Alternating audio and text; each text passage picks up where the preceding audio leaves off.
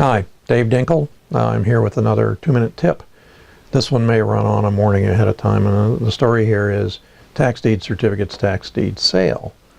I see a lot of people selling very expensive courses on tax certificates, how to make a living. Here's the bottom line for us. We do quite a bit of tax deed sales, but very few of those sales are at the auction. We do them pre-auction. That's when the seller is most motivated. That's when you don't have to compete against other investors who are getting crazy and offering too high a price at the auction. Now, there are a lot of investors out there who go directly for the same properties as you. I'm not going to get into how to pick those away from the other investors, but it's important that if you're going to do tax deed sales, you learn how to do them beforehand. Now, in some states where the redemption period is gigantic, if you go to the auction, you'll see there's nobody there, and the reason is long redemption period. Not going to get into those either. But here's the thing, a tax certificate is very simply issued by a county. The homeowner the property owner doesn't have to be a homeowner, it can be a commercial property. We bid on commercial properties. He doesn't pay his taxes. Well, the county can't wait and collect taxes and not have people paying and stuff like that. So they immediately go to sale at a certain date in the year, calendar date, and then people, the public, bid on them. Now, the tax certificates are bid what's called Dutch auction style. That's reverse interest rate. In Florida, for example, they start at 18%. The next bid is 17%. Now, here's what's happened. In the past number of years, the banks have realized, hey, there's money in owning those tax deeds.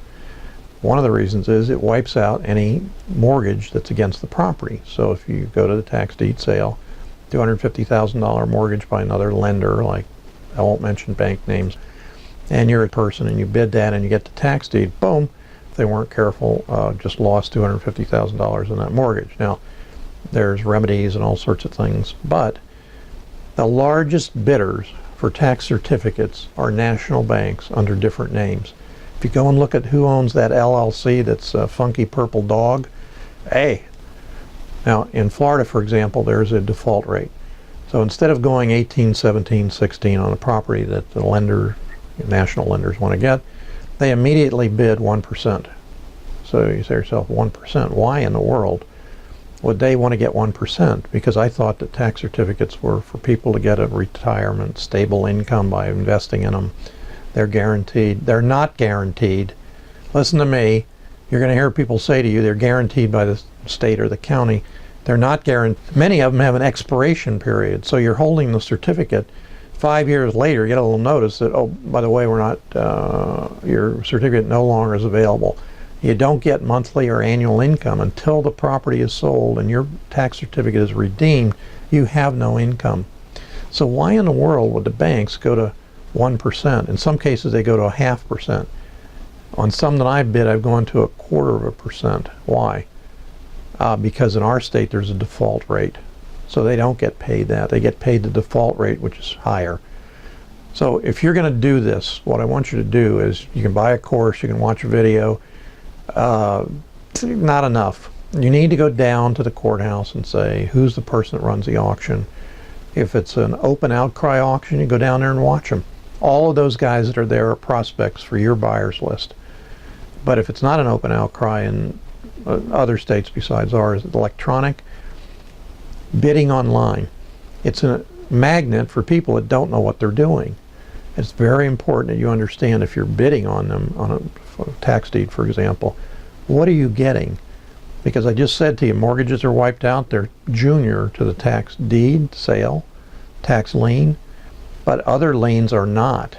Oh, by the way, IRS, and other ones that may be city or county liens against the property. You need to know what you're doing. Don't jump in there. Somebody asked me to come in and sit into a course that he was giving about, coincidentally, tax certificates and tax deeds. And he tells the story, accumulated $25,000. He went down, spent $25,000. His return rate on those certificates that he bought was 18%. What happened? He never got any money back, and he never got any interest payments because none of them were ever redeemed. Lost every penny. So you need to do some research before you invest the money. It may not be as simple as it seems.